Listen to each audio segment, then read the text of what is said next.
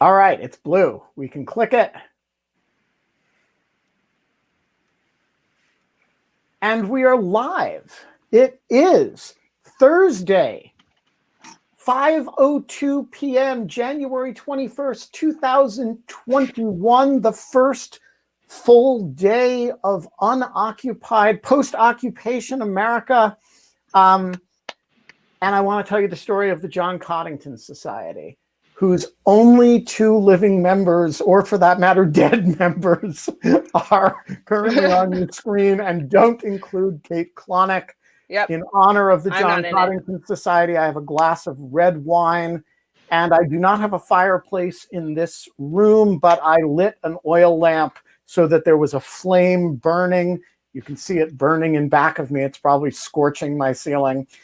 Many years ago, I acquired a wood-burning stove to put in my living room, which is not an eccentric thing to do up where Kate lives in Cape Cod, but it is a highly eccentric thing to do in Washington, where the temperatures seldom require heat at all, let alone wood burning.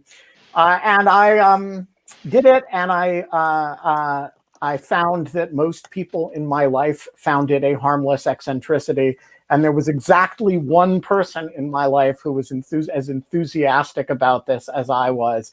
And it was Jeff Rosen, not yet the president of the National Constitution Center, but one of my very few colleagues who did and still does more or less what I do, which is kind of write about law for general audiences for a living. And, you know, there were a few of us. There was Stuart Taylor, there was Linda Greenhouse, there was, Jeffrey Toobin, in a sort of way. And there was, but, like the one that I was, Dahlia and Emily Bazelon, but it's a pretty small community, most of whom do not live in Washington. And Jeff was the only one who was as enthusiastic about burning wood as I am. And so when he learned about, and in fact, he introduced me to my wood dealer with whom I still do business to this day. Yes. Do you remember Mr. Keeler? There must be a special word for it, actually. There must be. Do you remember Mr. Keeler? I remember him. Ben, you're making me envious because I don't have a fireplace at the moment, and I miss Mr. Keeler and I miss the fire, but I'm so glad to see you and Kate, who are two of my favorite legal thinkers and writers and commentators. So psyched to be on the show, and we're seeing in the chat all sorts of fellow fire enthusiasts. So welcome. Yes. But Jeff was the person who created the John Coddington Society, which is named after a famed 17th century chimney sweep and highwayman of his discovery. Jeff is the sort of person who discovers highwaymen who get into your house by sweeping your chimneys and then scope it out for all the things of value so that when they then rob you on the highway, they know that you're worth it. And John Coddington was eventually hanged, I believe, which seemed a fitting end. And so we had this society that met irregularly to have lunch in front of a wood fire with red wine. And we tried to recruit other members who all looked at us oddly. Why? This sounds like a great idea. Who's going to object to this? This sounds amazing. Actually, no one would join. Everyone turned down our invitation. It was the best club I've ever been part of. No one wanted to be a part of it. It was the Groucho Marx Club, and we were the only ones who were. Oh my God, this is amazing. We would get salads from the same restaurant down the street from Jeff's house, and we would Jeff's old house had like a lot of fireplaces, and so we would just have fires and lunch with red wine. And I would go back to the Washington Post and then Brookings, a little off because I'm not usually a midday drinker.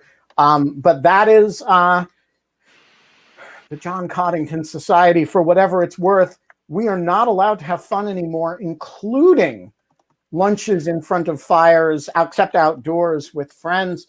But Jeff Rosen, we are allowed to have you on the show. So welcome to it.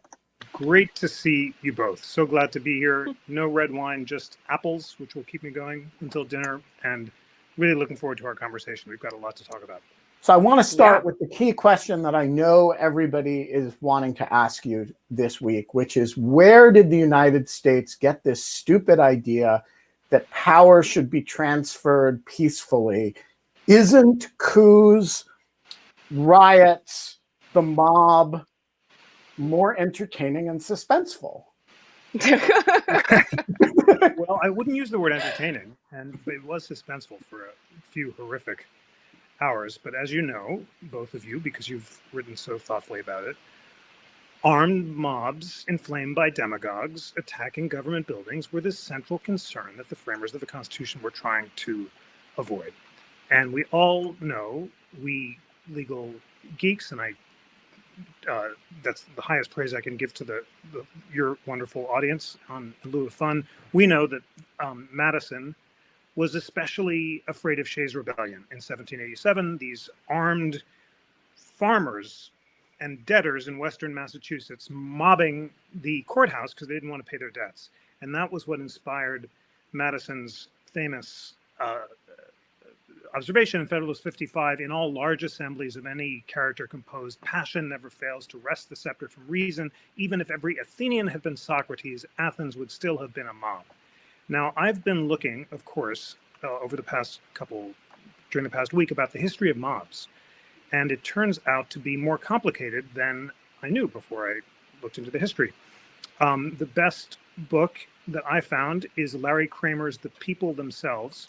And Kramer distinguishes between good and bad mobs at the time of the framing. So the good mobs were the Boston Tea Party and the mobs against the Insurrection Act. And they came from the continent, from England, as well as from Europe. And they were very ritualized. So according to Kramer, when the Boston Tea Party people broke into people's houses and took the tea, they also broke locks. And afterward, they reimbursed the property owners for the locks, but not for the tea, because the rule was that you could take the contraband, but not violate property another way.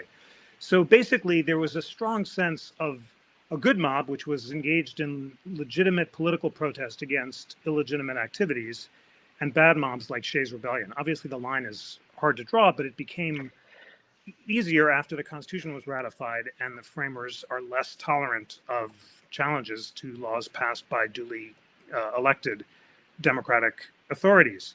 And that's why by the time of Lincoln, when he gives his famous Springfield Lyceum speech, which was quoted yesterday during the inauguration, and denounces mob violence leading up to the Civil War, mobs have really gone out of respectable political discourse.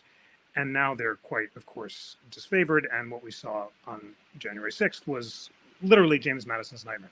So that's my quick history of mobs from Larry Kramer and other reading. And I am very much looking forward to thinking through with both of you the question of the relation between real mobs, which we just saw, and online mobs, and whether there might be a distinction between good and bad online mobs as well. So that's a super interesting question, and I want to turn to it momentarily. It's obviously one on which Kate's expertise is acute, but I want to focus on the real, on the literal mob first, because I think Larry Kramer makes a really interesting point.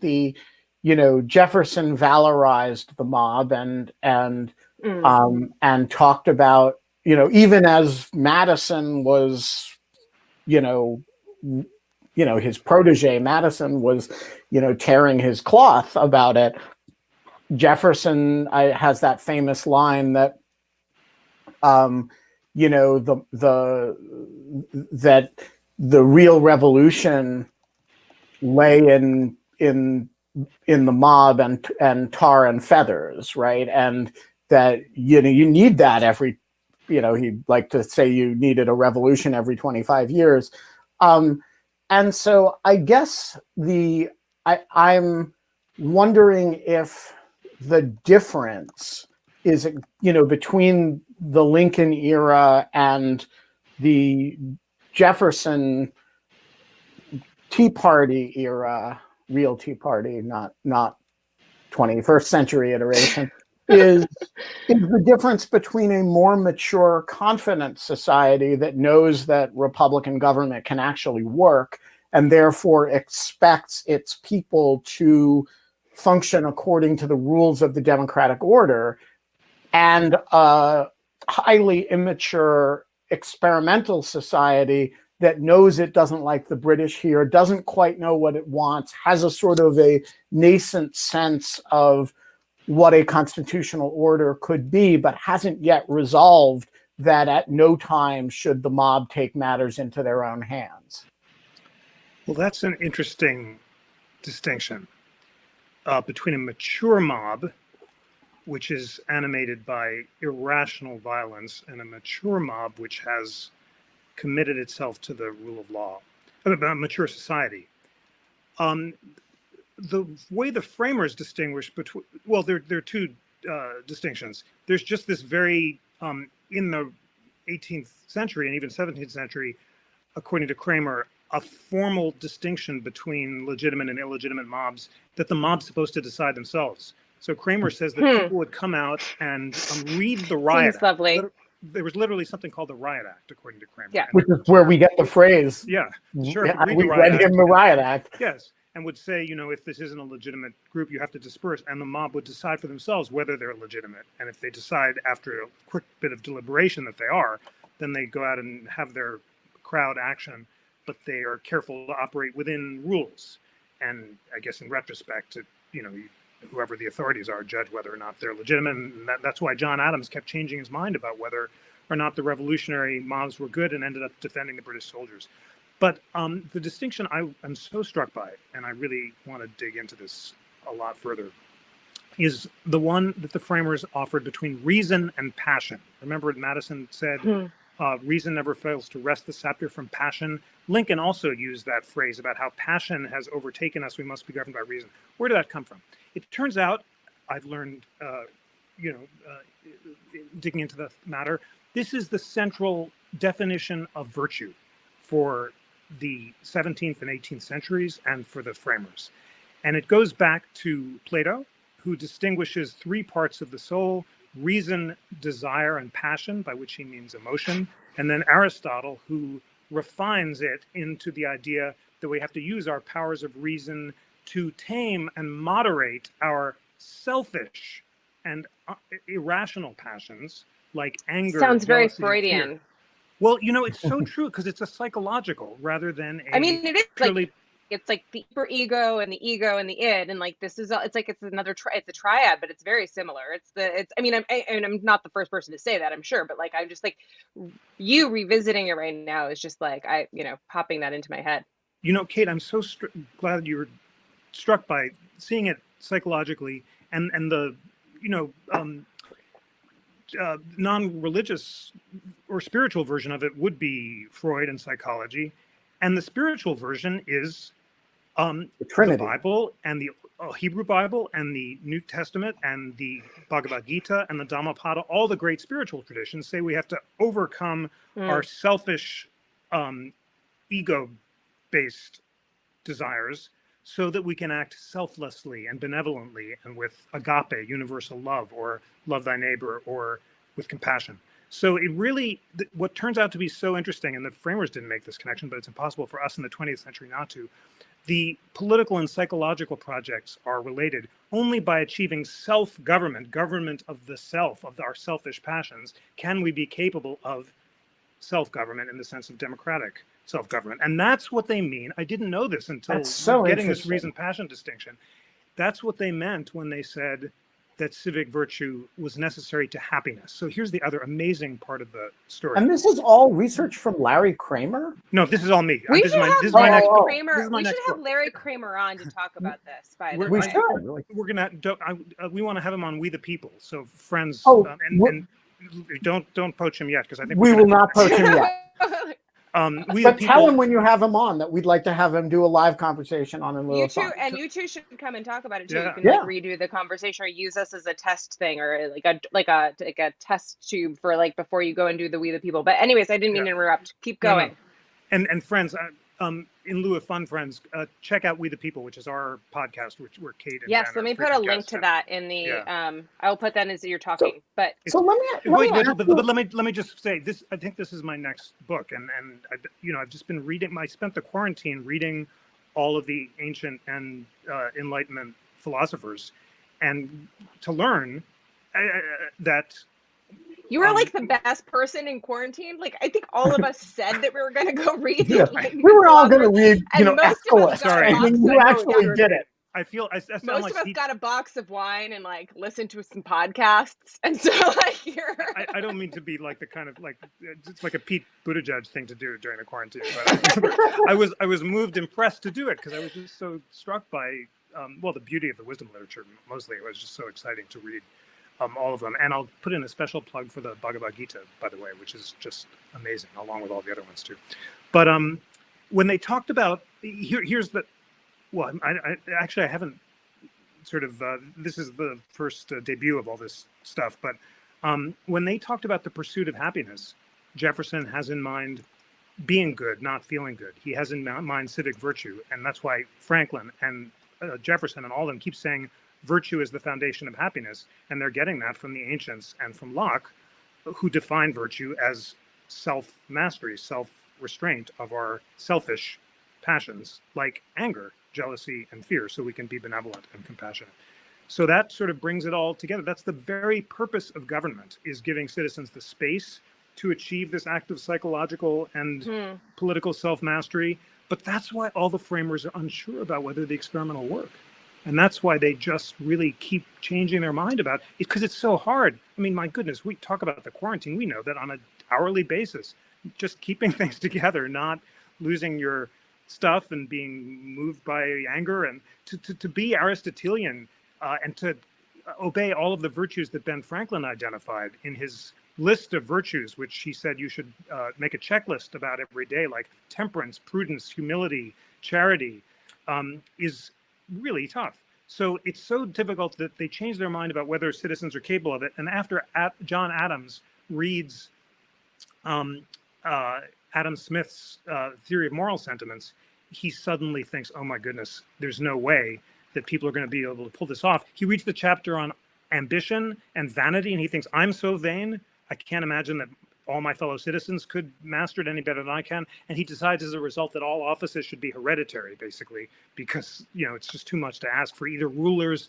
or either representatives or for citizens to be like Socrates and Jesus, as Franklin said, that that was the last of his 13 virtues. So what I want to do is kind of, you know, I think I want to write a book tracing out this kind of evolution of the understanding of how virtue is the foundation of happiness, and talking about both the framers' life lessons about how they tried to achieve it on their own, and also their constantly changing opinions about whether or not the people as a whole and their representatives could do it, or whether they degenerate into mobs. And they're very ambivalent about it because it's such So a interesting. I'm so captivated by this. One is because the first the second law review article that I wrote was about shaming.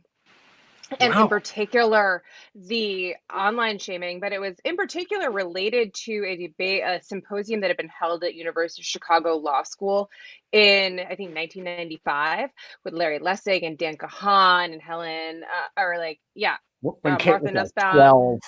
I was in elementary school when this was going on. I remember that conference. I was not in elementary school. It was a post-month conference, and it was great.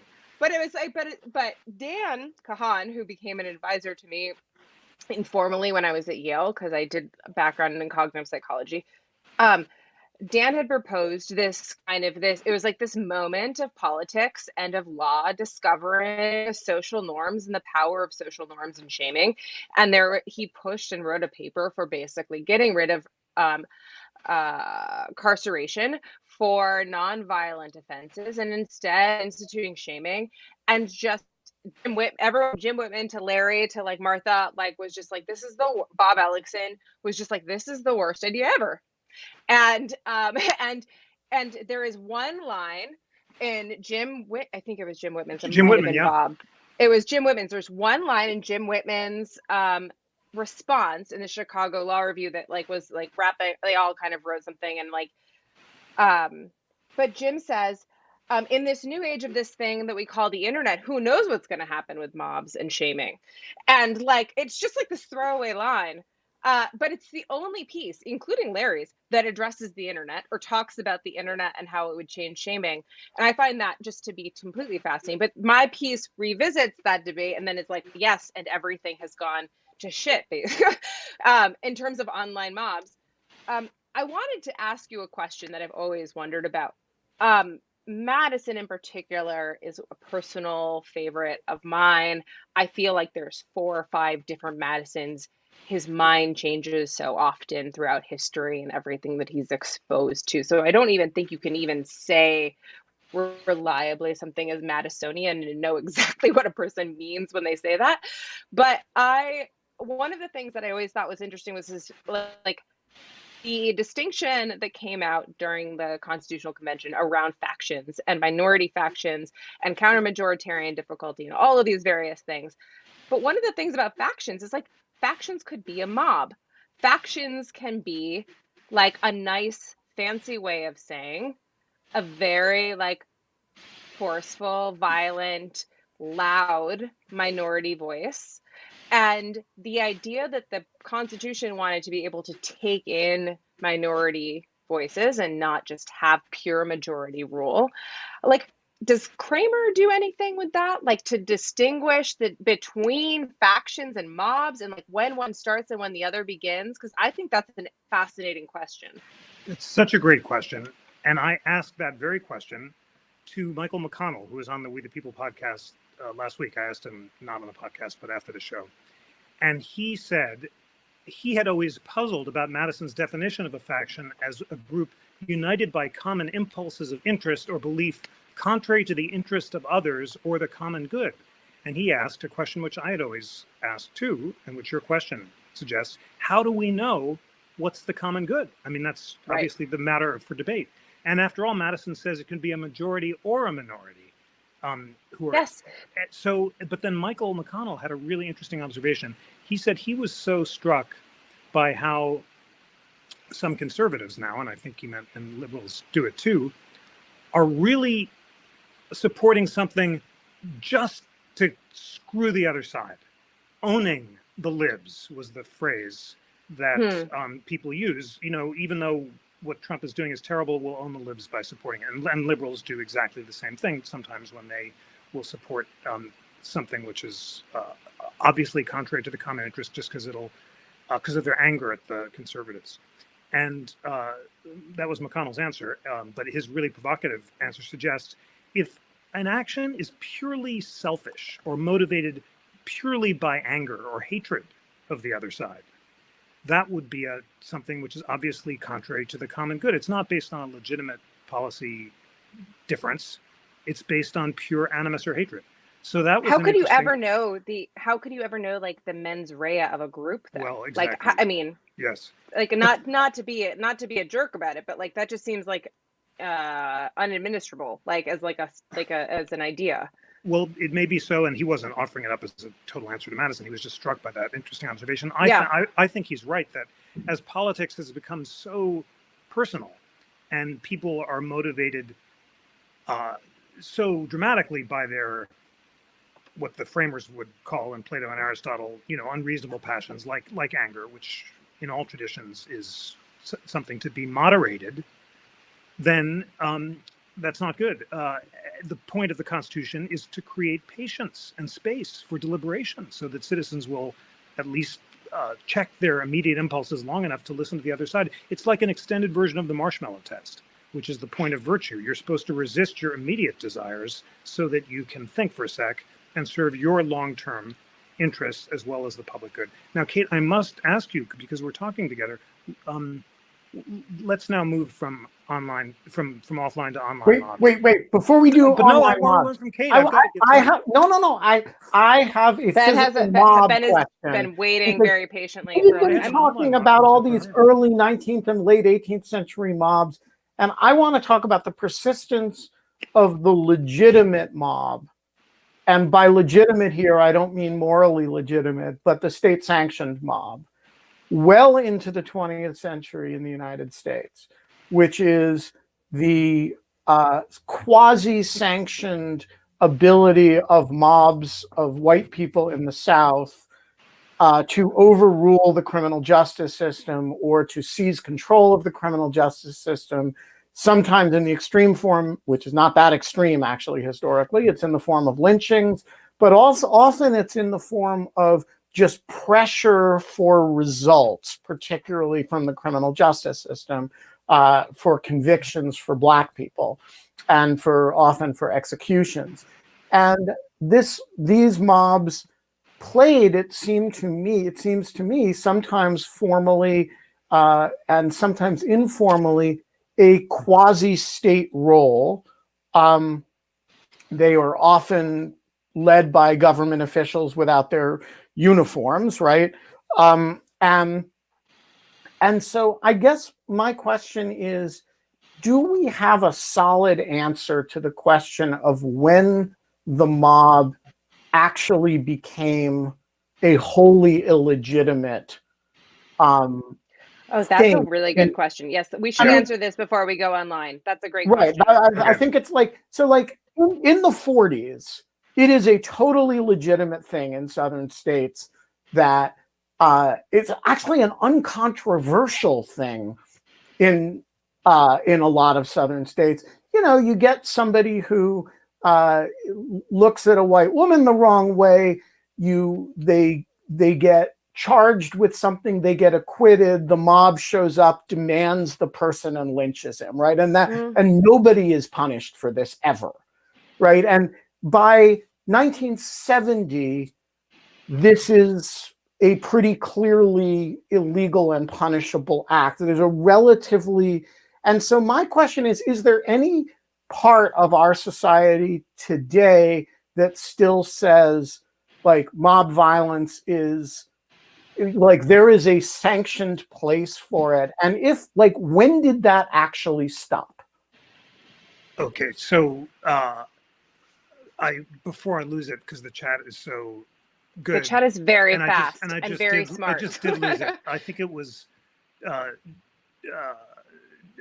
one of our friends said that one can have here Daniel said one can have reason for one's emotions. So I'm not sure about the sharp distinction between passion and reason. And Anne, a few beats back, had said, you know, this is start with the Stoics, as well as Plato and Aristotle. And Anne is absolutely right. And the Stoics, who say that you have to completely have no attachment to results whatsoever, and even overcome any expectations about the behavior of others, like grief and jealousy, so that you are totally in control of the only thing you can control, which is your mind, are pretty severe about how much you have to overcome all desire. But most of the other traditions, including, you know, all the Enlightenment folks, have really granular distinctions between what's a reasonable emotion, what's an unreasonable emotion. There are lists of how the really. I'm just reading David Hume's treatise on nature, and this very modern psychological idea about how there are these double effects of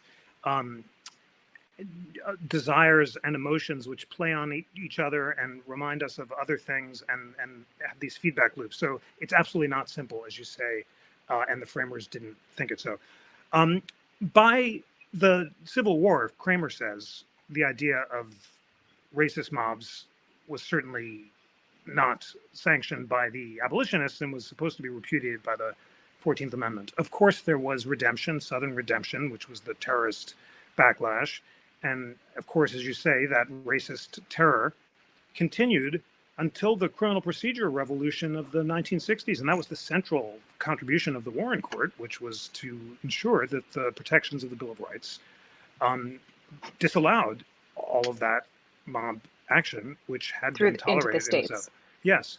So, you know, now people today, I don't know. I'm not a student of QAnon, which leads us to Kate and online activity. So there was a piece, I forgot where, recently that tried to distinguish between reasonable and unreasonable online mobs, and said that some online shaming for bad behavior was legitimate because the behavior was really bad and it was focused on a legitimate goal. but calling for violent overthrow of democratic institutions was not. What do you think of that distinction? Are there good and bad online mobs, and how does the distinction translate online? No, I don't.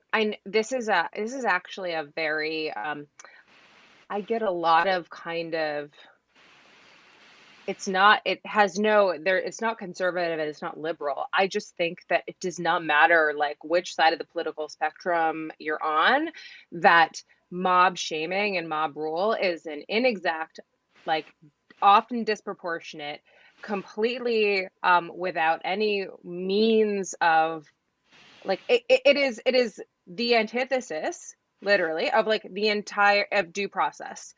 And I think that it is as good as it feels in various moments. And Ben, I want to also distinguish between like Ben has kind of like, Ben will get something from a hater, right? And like Ben will say, this person sent me this email, and he won't publish but he'll publish the person's name, but not their like information, and be like, this person sent me this nasty email.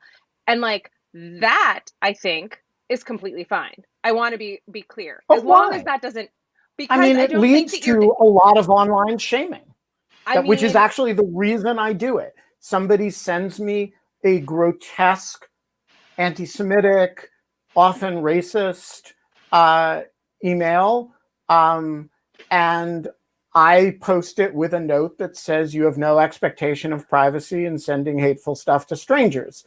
well, And I do it fully understanding that most people's email addresses or Facebook pages are very easily identifiable, and that large numbers, and I have 400,000 Twitter followers, a certain percentage of whom are going to look people up, and I don't mind that. And so, yeah, sure. I am loosing an online mob on somebody every time I do it. Why are you forgiving me? Because I don't necessarily, you're not like, I've never actually seen you direct a mob at anyone. And I don't think that I mean, maybe I'm being too generous, but I think when someone does something like that, first of all, in attaching their name to something and sending that type of thing and not anonymizing it or not hiding behind anything, you are putting yourself out there in this way. How I would distinguish this is that people have various expectations of privacy, and there are like, you're walking around. So it's a very interesting, actually, Jeff, you might love this, kind of to Ben's point about mobs and racist mobs, and like, let's talk about the Klan and like the Klan anonymizing themselves. Like, why did the Klan anonymize themselves? The Klan anonymized themselves so they would not suffer any personal retribution to their reputation from going out and doing these things if there was some type of blowback, either from the law or from society, like to going out and doing that. That is like, anonymization is to remove your reputation from play. And like, one of the things about shaming is that it is deterring your behavior through putting your own reputation on the line. The thing about like shaming generally, and what we're seeing with kind of these mobs that go out, and what I think is just this fascinating line right now with facial recognition technology, with all of these constant cameras, with people being caught on camera, is that like, you've gone from like a world in which we had anti-masking laws in order to make it so that people could not protest anonymously in person in order to stop racially motivated mobs, to a world in which people's right to protest, whether you're in the Black Lives Matter, specifically if you're in the Black Lives Matter, is like in some way like protected by being able to anonymize yourself from police using facial recognition technology to then find you and kind of like hunt you down if they see you on a video or whatever.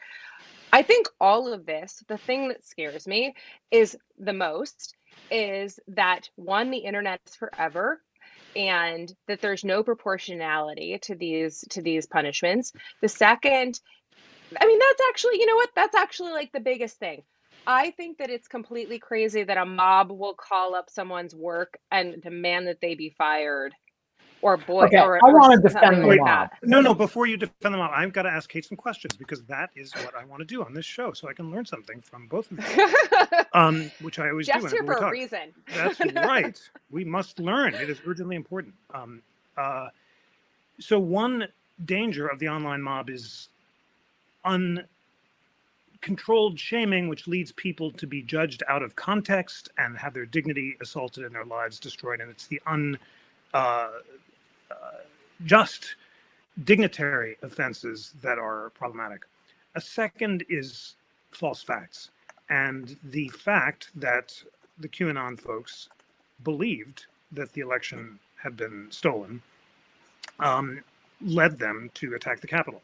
And the New York Times over the weekend ran a piece about a woman who used to be a liberal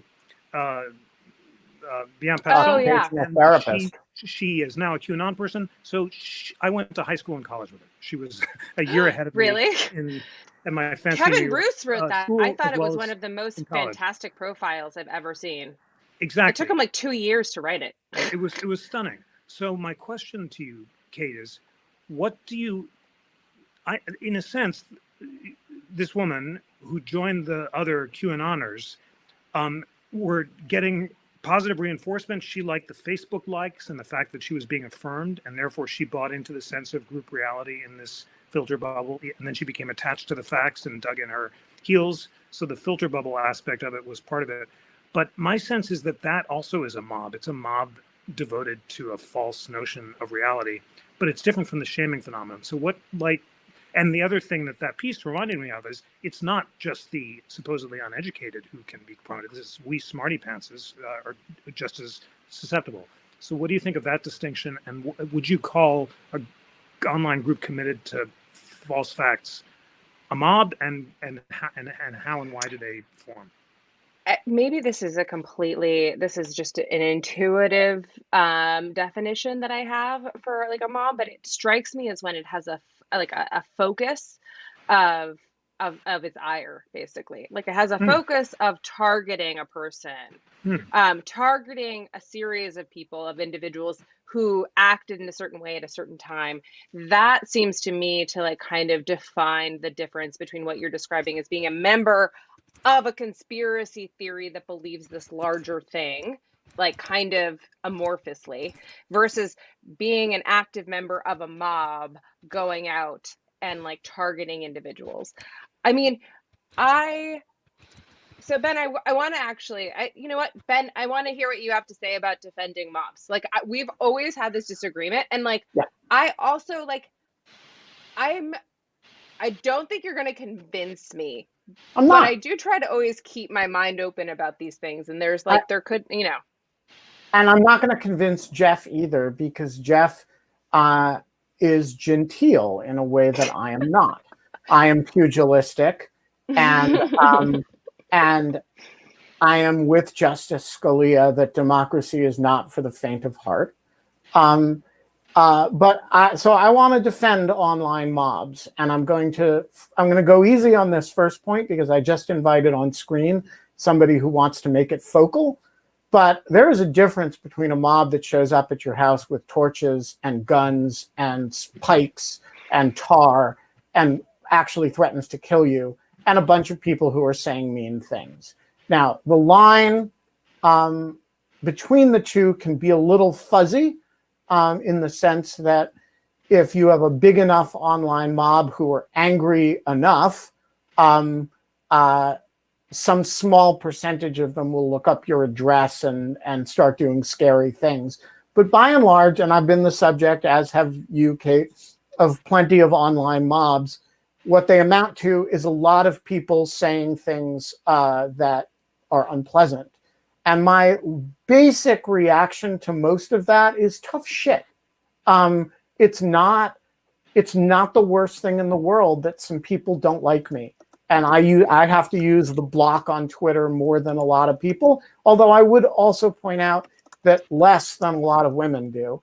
And the nature of the way people hate me is a little different than the way people hate other people. But okay, I can live with that. So that's number one. Thing number one is we all need to have thicker skins about people who don't like us.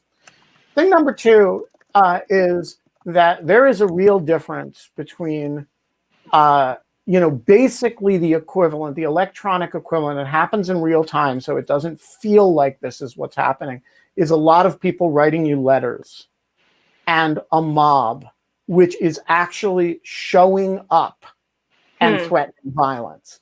And I want to insist on that distinction. This is Oz on the, I've tried to bring Oz in to make this point, and makes he messaged that he can't go on camera right now. now. Exactly, he can't come in. So I'm now going to emphasize this point. That is an important distinction, and I question whether mob is the right metaphor here. The mob is significant because it is physically present and it has more bodies than you do, and it's threatening to do things to you. Number three, people's conduct that genuinely deserves social approbation in a real-time setting. If somebody says something, Ted Cruz said something moronic today on Twitter. He did it with malice aforethought. He knows very well. Ted Cruz is he's argued 17 cases in front of the United States Supreme Court. He knows that rejoining the Paris Climate Agreement has nothing to do with the sensibility of the citizens of Paris any more than, as AOC pointed out in response, the Geneva Conventions are not about the opinions of the citizens of Geneva. And when you do that, and a lot of people respond in anger, that is not their fault. How they behave may be their fault. But sometimes when you bring a mob down on your head, it's because you did something wrong. Finally, one additional point.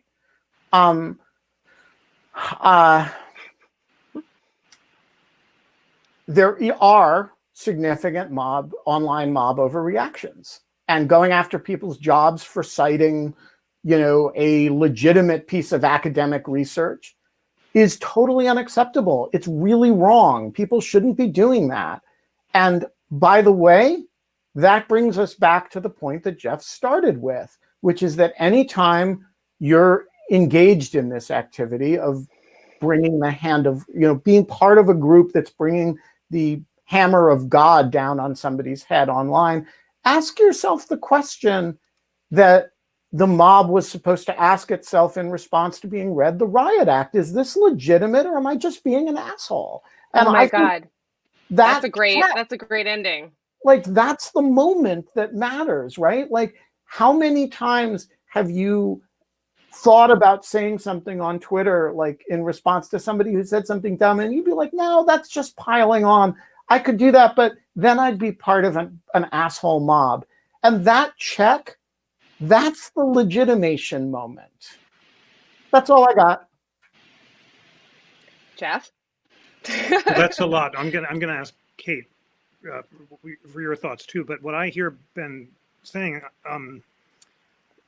first, we still don't have a definition of a good versus a bad mob. And I think what I heard Ben saying is that there are good and bad mobs, and he might draw the line in favor of allowing very virulent disapproval in a different place than I might. But there are some bad mobs, as you just said, that are unfair, that can take stuff out of context, allowing people to be the worst thing they've done to be the first thing that's known about them. That's the very definition of a privacy violation and a dignitary violation of the kind that Kate and I have spent a lot of time thinking about. So we still have the same problem online as we did offline, which is no consensus or definition about what a good or bad mob is. And the 18th century had the virtue of rules. There was a very ritualized idea about what a good mob was and what you had to do to signal your willingness to obey the rules. And now such rules don't exist. Over to Kate. Yeah, no, I think so. Basically, I'm kind of going to summarize Ben, and I absolutely love this. It's like, Ben, you're kind of saying like one thing is like a almost like a letter writing campaign. And just because you're getting all of these types of like responses from people after you put something on doesn't mean that it's a mob attacking you. Yeah, grow up for that shit. Yeah, and I think that that's correct. It's a super interesting distinction, but I'm going to push back really hard about this idea that it's like, and I agree with you that it is like one thing to have a mob come after you and come to your home and drag you out of your house. But I'm going to also say that, like, if you are on the receiving end of being shamed online or blown up online or anything, that is like a completely terrorizing experience. And you will get death threats and you'll get people selling things. You might get phone calls at your house. Like, there are all these threats. And to a lot of people, like increasingly, especially during the pandemic, when we're all online and this is how we're all interacting with each other and everything is about the internet, that like there is no more like kind of like exceptional rule for the internet, and that showing up and like dragging someone online can be like in the collective nature, be just as bad as like showing up at your house and like burning something in your front yard. So I mean, that's kind of, I see like the kind of, you're like, this is just a matter of kind. I don't think that it purely is. I think that there's a lot to be said for for not letting mobs like make the decisions at the margins for these things. If these are things you want to like, but to your point, I want to say, to your last point, I completely agree. Like, that's actually the takeaway of my shaming paper and everything, is that we're reaching norms as a society and a cultural understanding of how we're going to react to this. And even in the last couple of years, the last decade, I mean, it started out where like people would share stuff and like really terrible non-consensual pornography, all kinds of things that were put out into there. And now we have like, we're starting to develop norms around bullying and shaming and that type of behavior, that it's not okay to do that. And what that is, by the way, all of this is without any regulation or law. This is just kind of like society coming back and saying it's not cool to share people's naked pictures that were taken like without their consent. Well, there's a lot of law on that now. I mean, now there's law, but at Yeah. first the norms had to get there. And so anyways, that's my point. All right, Alice Lee with the incredible background noise. Hi, everyone. And also, just to drive this particular, I don't know what the metaphor is with a hobby horse, but we should have contra points on Kate. But I was wondering, one norm that I don't think is evolving is the norm of allowing people to grow and redeem themselves. I feel like people get thrown back to whatever their nastiest tweet was really fast. So I was wondering if you think that that is a norm that will evolve, or if you're always kind of in peril of something you said 20 years ago representing you. If I may, that's such a wonderful and important question. I, in my privacy days, thought it was the central question. The web that never forgets means that the worst thing we've done is the first thing that's known about us. And there are all sorts of examples. The one I used years ago was the teacher who was posting on MySpace, of all places, with the wine glass, a red wine glass, appropriately for tonight, a thing that's a drunken pirate, and she was fired, and she lost her job as a teacher, and she sued unsuccessfully, and the speech was held to be unprotected because it wasn't a matter of public concern, and she lost her career. And then there was at least a New York Times Magazine piece and maybe a book about examples of online shaving, and that the woman Justine Sacco was the example. Justine Sacco and her tweet about I'm going to Africa, hope I don't get AIDS, just kidding, I'm white. And then 18 hours later, and it got put up on Gawker, and 18 hours later when she landed, she'd been fired. There were people waiting at the airport to shame her and to meet her, and there were, I think, like 80,000 messages that had been sent to her Twitter account telling her to, like, you know, all of these various things and to die and to like whatever. It took her 4 years to get another job. And her Twitter following, she had 100 followers. And she was a PR person for a major corporation. But anyway. Well, that's the central answer to the question. It took her 4 years to get another job. So the norm now, and, you know, of course, and it was, her career will look very different. Chris texts, right to be forgotten, Chris Hulse. And I completely agree that the right to be forgotten, which is the European Union's solution to this problem, is a grave threat to free expression values. We do not allow speech to be suppressed because of dignitary concerns. Generally, our incitement standard that you have to intend, actually, I've just had to reread it in light of the Trump stuff.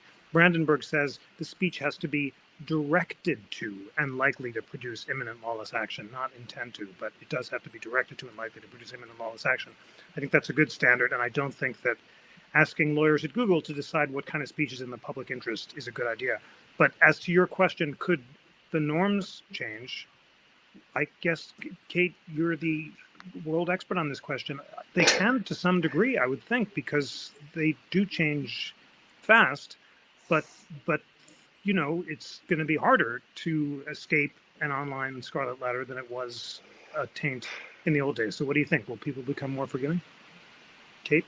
Not particularly. I think that we're going to kind of like, I think it's happening, but like really slowly. And I think it's going to be like kind of almost like a matter of physics. I think that eventually the platforms are going to start, and they've already a little bit started this, but there's just going to be more of a concerted effort into building frictions into sharing information and how this type of stuff happens, so that you can identify just from like behavior, the signals that the platform getting from its side, that like a mob is forming, or that one person is being tweeted at, or that the like most of what is being sent to them is really negative. And so that like those various kind of trade-offs, I think that that's going to happen eventually. But I just think that like, I don't know, like those were I mean, there's tons of examples. I think it was I should mention John Ronson's book, So You Were Publicly Shamed. And John goes through the Justine Sacco story and talks to her at length, but he does a number of other stories that I would not, he does a number of other stories like, what's his face, who plagiarized all of that stuff. Stephen Glass? Yeah, maybe it was Stephen Glass. I think it was Stephen Glass. But he goes through and he talks. Colleague. Yeah.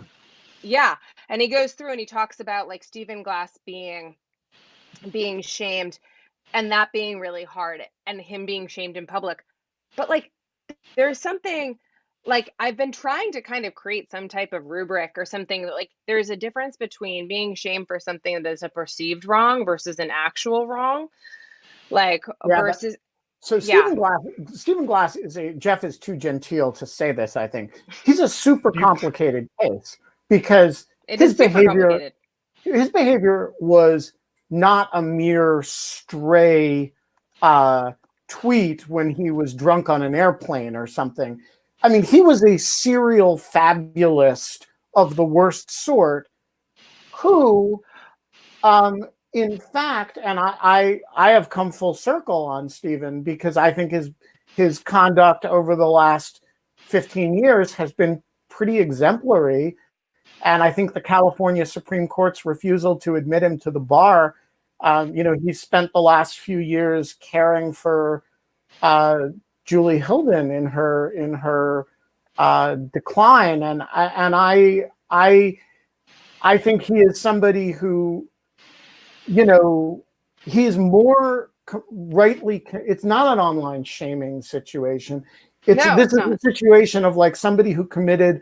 The better analogy is somebody who committed serious crimes and then spent years as an untouchable rightly as a result, and now argues that he has worked his way back to a place in respectable society. He's rehabilitated himself. Yeah. I think the California Supreme Court's decision to refuse him admission to the bar is indefensible given the list of people they don't disbar for current activity. But that's a second. And I actually, there's a very good piece in Slate by Jane Chong looking at the list of people with current infractions and disciplinary proceedings that the California Supreme Court doesn't disbar, but they won't bar Stephen Glass over stuff that occurred 20 years ago, albeit really awful stuff. Christopher Argyris. Jeff referred to your point, and I could do this Marshall McLuhan moment of just saying, I have Christopher Argyris right here. So here you go.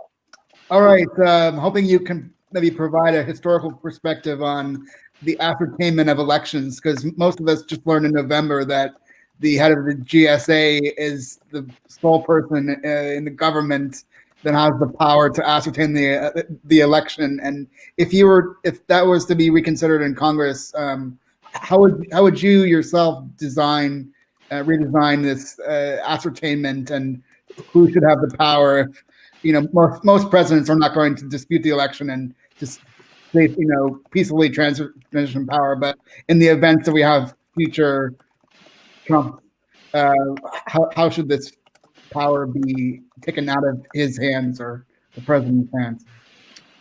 Gosh, it's a great question. I just don't know the history, so I shouldn't riff on it. I'm sure there is a really interesting history that would teach us a lot, so the question is great, but I don't know it. And, what to change? The fact that there was any question at all about Congress having a substantive power to reject votes that it didn't like is completely inconsistent with the constitutional intention, design, and I think text. So the Electoral Count Act must be revised or refined so that it makes clear that Congress's role is just as ministerial as the vice president's, at least if there aren't two slates officially submitted by competing aspects of state government. That would just be a start.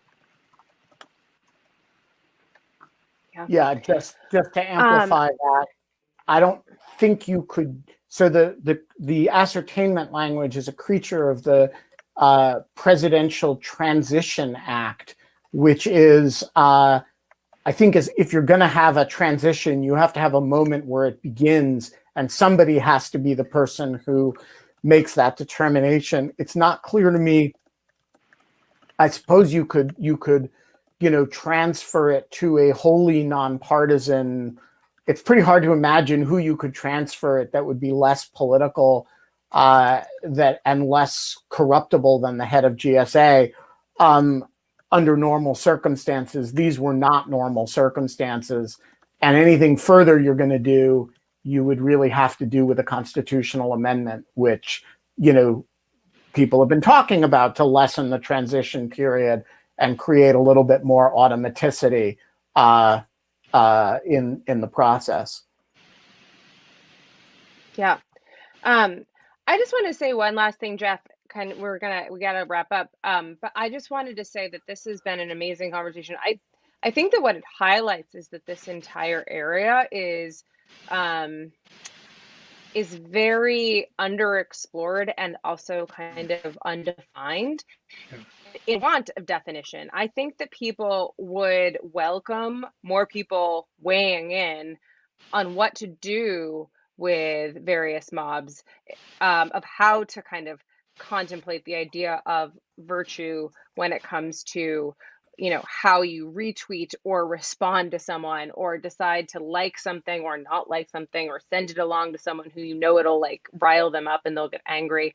I think people are looking for that type of direction. There's a lot of, and I think that the biggest thing is that I just don't think you'll hear about this from the left and you'll hear about this from the right, and there's cancel culture and there's censorship and there's all of these various types of things. I just don't think that mobs have one mental state or one direction, and I don't think that you can treat them like that. And so I think that they will come for you eventually, and that is the other thing about mobs, is that they're just indiscriminate, and that they're not. This is the one last thing that I said. They retroactively enforce laws. You will have acted within the bounds of a norm and the bounds of understanding something for years.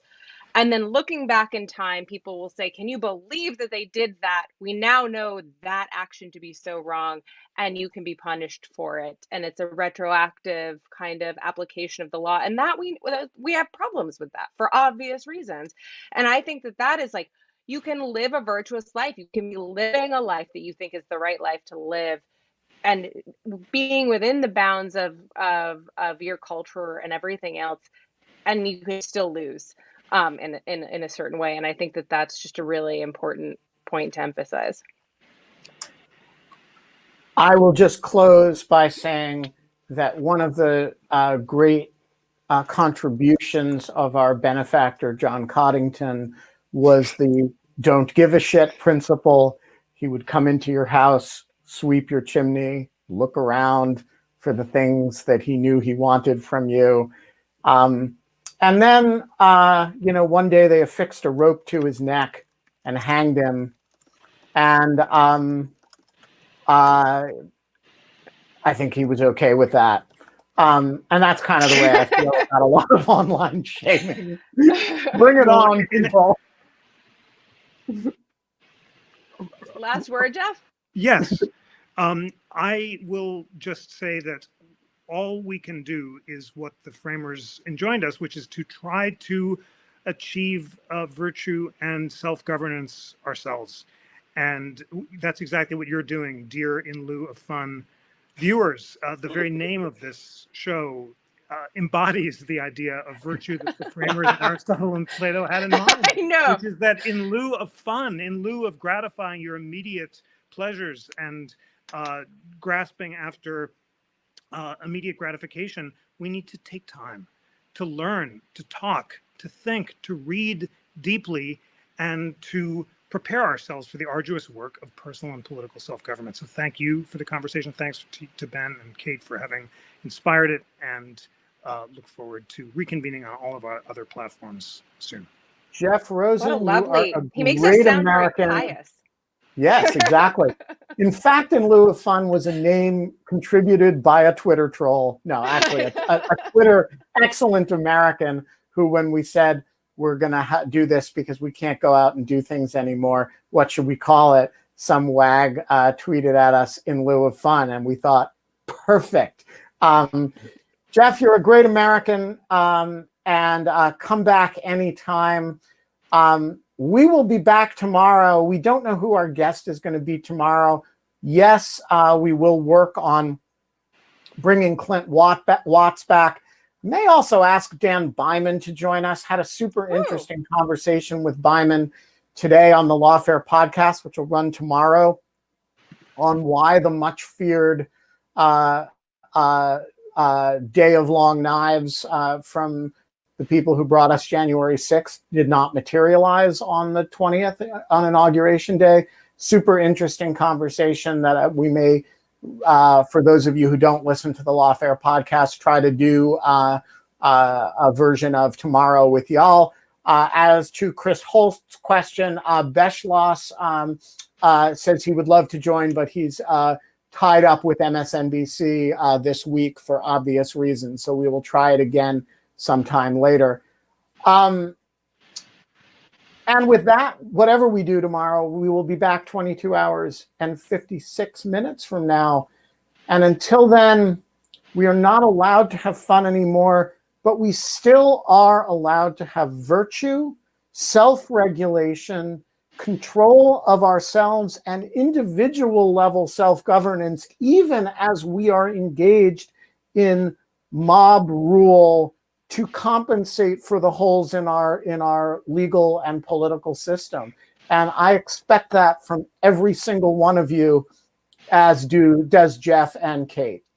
We will see you tomorrow. Bye. It was great to see you, Jeff. Great to see Bye. you. Great to see you, Kate and Ben. Thanks for the great question.